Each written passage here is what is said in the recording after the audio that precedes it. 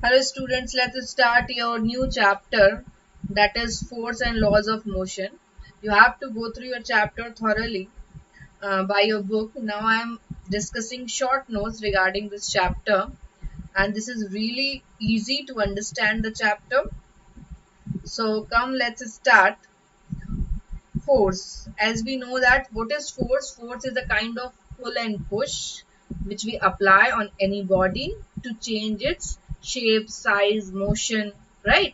So force is used in our everyday actions such as pushing, pulling, twisting, lifting, pressing and stretching. A force can produce the following effects: move a body at rest, stop a moving body, change the speed of a moving body, change the direction of a moving body, change the shape and size of a body, right? So these are the effects which we can see when we apply force on any particular body. Okay, so we have two kinds of force, that is balanced force and unbalanced force. Now let's see what is balanced force. If the resultant of all the forces acting on a body is zero, then the force are called balanced force. For example, if there is any object, on I can say if there is any box and you are pushing that box from this side by 5 Newton and your friend is also pushing that box in opposite direction by 5 Newton, then both of you get cancelled by each other forces. Then the position of the box is at rest. So there is no motion. If the resultant force or resultant of all the forces acting on a body is zero, then the forces are called balanced force and that particular object is at rest that time. So for motion, we need always a unbalanced force. So what is unbalanced force?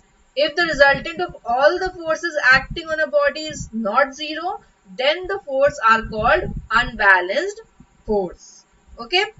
So here you can see that in force we are mentioning direction also. So force is a vector quantity, right? So if there is a box and you are pushing that box by 5 Newton and your friend is pushing that box in opposite direction by 10 Newton, then this kind of situation create unbalanced force and that box start its motion. Balanced forces cannot change the state of rest or uniform motion of a body. They can, however, change the shape and size of the body. So balanced force can only change shape and size of the body. They can't change the state, whether it is in rest or it is doing a uniform motion of a body. Okay, unbalanced force can change the state of rest or of uniform motion of a body. Now, what is Newton's first law? A body continues to be in a state of rest or in a state of uniform motion along a straight line unless acted upon by an external unbalanced force. That means अगर एक body है और वो कोई भी motion continue कर रही है और वो रेस्ट में है, so it will be in rest. It wants to be in rest or it wants to continue its motion until we applied any external force, any external unbalanced force. So the property of a body due to which it registers the change in its state of rest or uniform motion along a straight line is called inertia. Now look at this physical quantity inertia. This is very important. So the quality to register, the virtue to register the change is called inertia. And somehow inertia is directly proportional to the mass. Mass is a measure of inertia of a body. So more massive body shows more resistance to the change, to against the change. So mass is a measure of inertia of a body.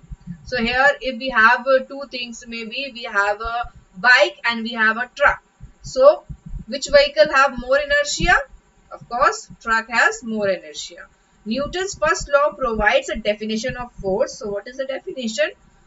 Force is something which changes or tends to change the state of rest or uniform motion of a body. Force is a vector quantity.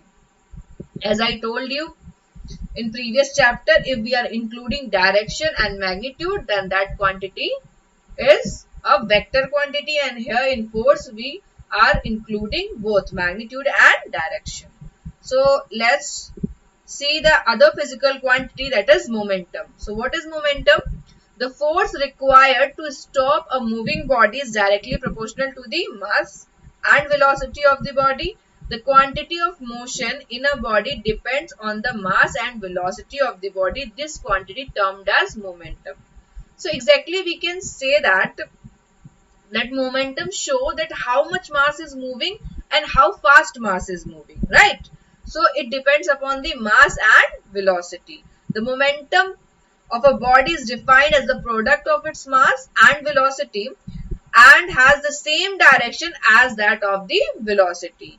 So here we are also talking about the direction, that means momentum is also a vector quantity.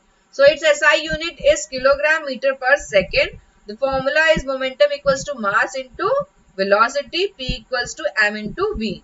Momentum has both magnitude as well as direction, hence it is a vector quantity, and momentum of a body at rest, it's zero because mass can't be zero, right? And if the body is at rest, then v equals to 0, so m into v equals to 0, that means momentum of that body is 0. Now come to the Newton's second law of motion.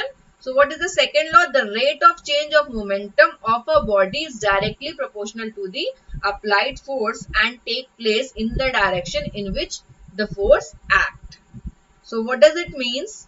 Let us consider there is a body of mass m and the initial velocity is u and it is accelerated to a velocity v. So final velocity is v.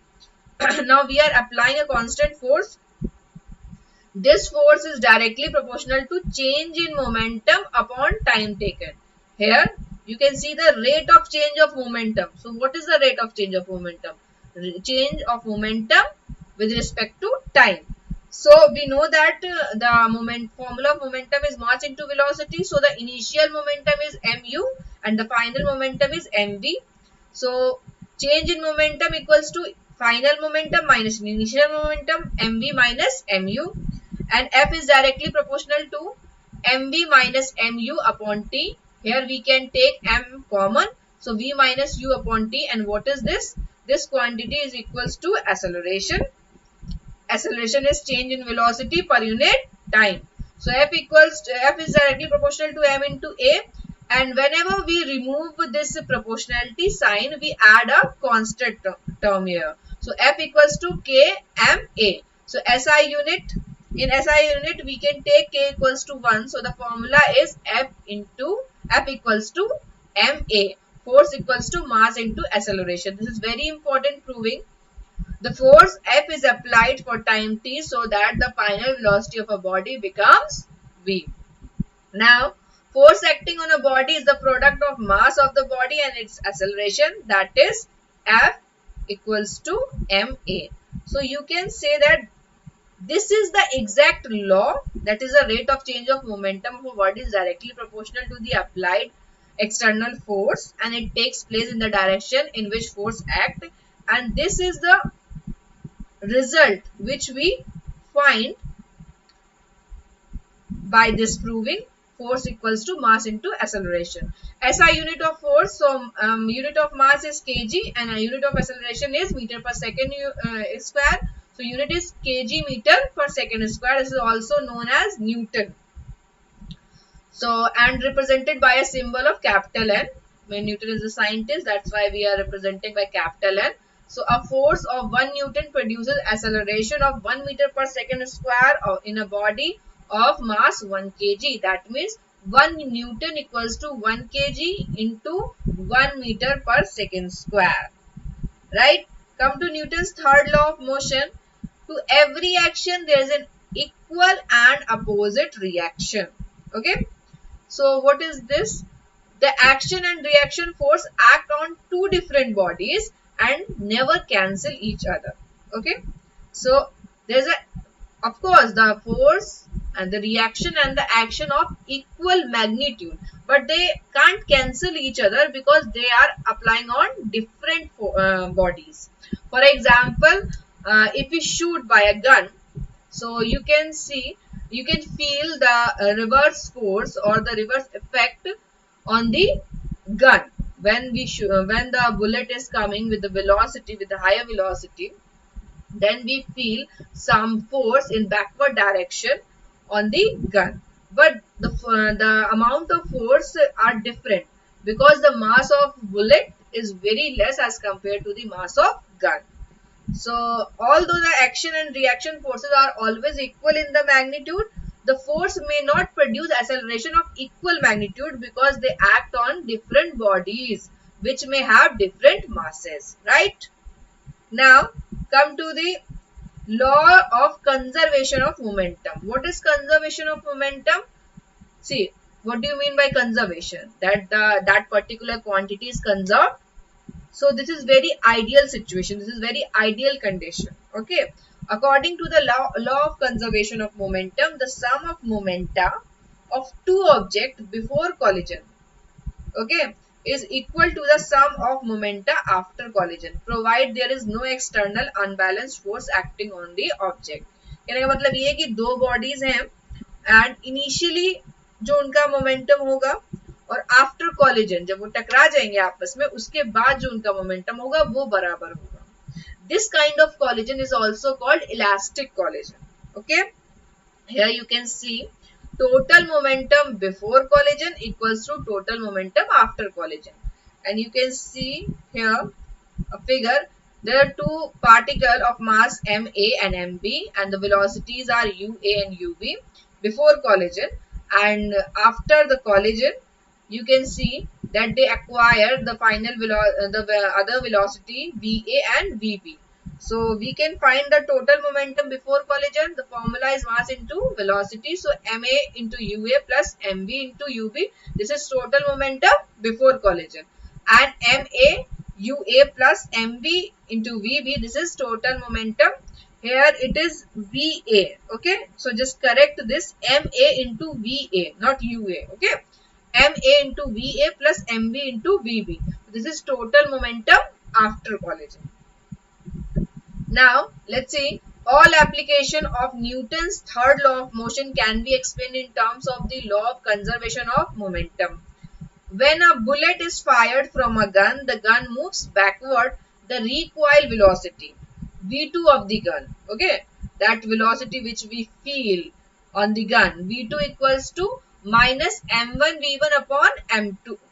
So what is the shows this minus sign shows the direction. Okay, here you can see this m2 v2 equals to m1 v1, and if we if we want to find the velocity of that gun, so we can apply this formula, v2 equals to minus m1 v1 upon m2, where v1 is the velocity of bullet and m1 and m2 is a mass of gun and m1 is a mass of bullet.